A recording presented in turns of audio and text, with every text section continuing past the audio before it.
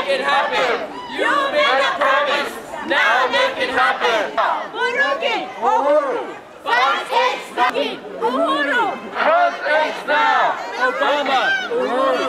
First AIDS now. Obama. Uhuru. First AIDS now. Obama. Uhuru. Happen. You made a promise. Now make it happen. Promise. Now make it happen. You made a promise. Make it happen. You made a promise. It happened. Make that promise. Now make it happen.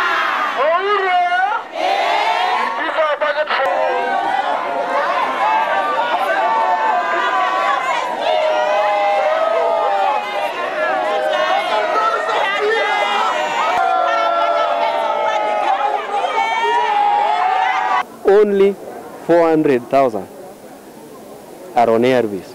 So that's what we are saying. In Kenya, the only way to defeat HIV is to make sure that we have our funding, that we can go pick that funding, buy our condoms and use them to protect new infections.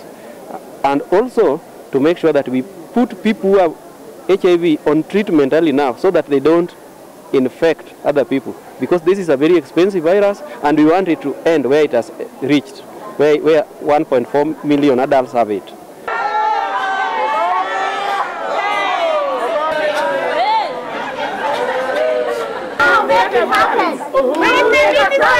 Now make it happen. Uhuru made the promise. Now make it happen. Uhuru made the promise. Now make it happen. We launched JIPA and we want to see that that happens.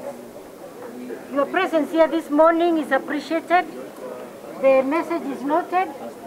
As you can see, we are already in the process, especially with regard to funding. We hope that we can do better than we are doing. We also want to appreciate the special role that you play. For AIDS, 1% for AIDS, 1% for AIDS, 1% for AIDS, 1% for AIDS, 1% for AIDS. Last week saw very important new scientific findings that antiretroviral therapy, that AIDS drugs stop new infections. But we can't stop new infections without the funding to provide AIDS drugs to everyone. President Obama also promised to provide treatment for 1/3 of the people in the world in need. He is on track to that's 6 million people by 2013. He's on track for only 4 million people. We need Obama to keep his promise and fully fund the fight to end AIDS.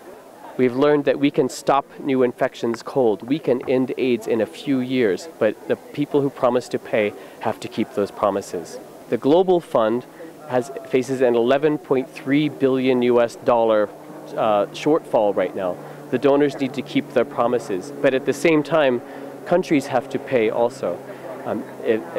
That's where the Deputy Prime Minister, he needs to step up and fully fund the 10% increase for health every year that he promised. We're falling behind.